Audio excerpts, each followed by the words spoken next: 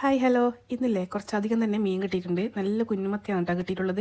ഇതിന് നന്നായിട്ട് ക്ലീനാക്കി എടുത്തിട്ടുണ്ട്. ഇനി നമുക്കിതാ ഇതുപോലെ ഓരോരോ ടബയിലാക്കിയിട്ട് നമുക്ക് മാറ്റി വെക്കാം. ഇതുപോലെ ആക്കി കഴിഞ്ഞാൽ നമുക്ക് ആവശ്യമുള്ള സമയത്ത് എല്ലാം പുറത്തെടുക്കണ്ടല്ലോ, ആവശ്യമുള്ളത് മാത്രം എടുത്താൽ മതിയല്ലോ.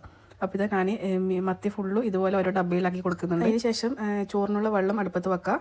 ഇനി നമുക്ക് തോരനാക്കാൻ വേണ്ടിയിട്ട് എന്തെങ്കിലും ഉണ്ടോ നോക്കാം. ഇവിടെ ഞാൻ ഇതാ ഈ ഒരു സാധനമായിട്ട് എടുക്കുന്നത്. ഇതിൻ്റെ പേര് എന്താണെന്ന് കറക്റ്റ് പേര് ഓർമ്മയില്ല. അപ്പോൾ നമുക്കിതാ ഇത് ഫ്രിഡ്ജിൽ നിന്ന് പുറത്ത് വെക്കാം. ഇനി ഇതിൻ്റെ തൊലി ചെറുതായിട്ടൊന്ന് കളഞ്ഞിട്ട് നന്നായിട്ട് ഇതുപോലെ ഒന്ന് കട്ട് ചെയ്തെടുക്കണം. ഇതിൻ്റെ കൂടെ കുറച്ച് ഉള്ളിയും പിന്നെ പച്ചമുളകും കൂടി കരഞ്ഞ് വെച്ചിട്ടുണ്ട്. ഇനി അപ്പോഴേക്ക് വെള്ളം ഒന്ന് ചൂടായി വന്നിട്ടുണ്ട് ചോറിൻ്റെ ഉള്ള.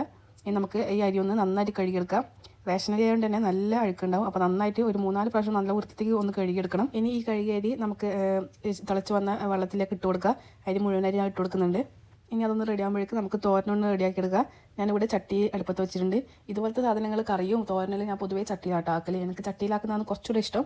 ഇനി നമുക്കിത് വെളിച്ചെണ്ണ വെച്ചിട്ട് നന്നായിട്ട് ചൂടാക്കി എടുക്കുക. എന്നിട്ട് കടുകിട്ട് പൊട്ടിക്കുക. ഇനി ഇതിലേക്ക് ഞാൻ ചെറിയ ഉള്ളി, വെളുത്തുള്ളി, പച്ചമുളക് ഇട്ട് കൊടുക്കുന്നുണ്ട്. ഇനി നമുക്ക് അരിഞ്ഞ് വെച്ച ഈ ഒരു സാധനം കൂടി ഇട്ട് കൊടുക്കാം. ഇതിലേക്ക് കുറച്ച് ഉപ്പും പിന്നെ ആവശ്യത്തിനുള്ള മഞ്ഞൾപ്പൊടി കൂടി ഇട്ട് കൊടുക്കുന്നുണ്ട്. ഇനി കുറച്ചൊരു മുങ്ങി നിൽക്കുന്ന രീതിയിൽ വെള്ളം കൂടി ഒഴിച്ച് കൊടുക്കുക.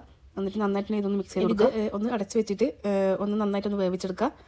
ഇതൊന്ന് റെഡി ആകുമ്പോഴേക്ക് നമുക്ക് ഇതിലേക്ക് ഇടാൻ വേണ്ടിയിട്ട് കുറച്ച് മാത്രം തേങ്ങ ഒന്ന് ഞാൻ ചിരണ്ടി എടുക്കുന്നുണ്ട്. ഇനി തേങ്ങ നന്നായിട്ട് വെന്ത ഇതിലേക്ക് ഇട്ട് കൊടുക്കുക. എന്നിട്ട് നന്നായിട്ട് മിക്സ് ചെയ്ത് കൊടുക്കുക. അങ്ങനെ തോരൻ ഇവിടെ റെഡി ആയിട്ടുണ്ട്. ഇനി ഇതൊന്ന് മാറ്റി വെക്കുക. ചോറും ഇതാ നന്നായിട്ട് തന്നെ ഒന്ന് വെന്ത് വന്നിട്ടുണ്ട്. ഇതിലേക്ക് ഞാൻ കുറച്ച് മാത്രം ഉപ്പ് ഇട്ട് കൊടുക്കുന്നുണ്ട്. ഇനി നമുക്കിതൊന്ന് ഒരു അരിപ്പപാത്രത്തിലേക്ക് അരിച്ചേക്കാം.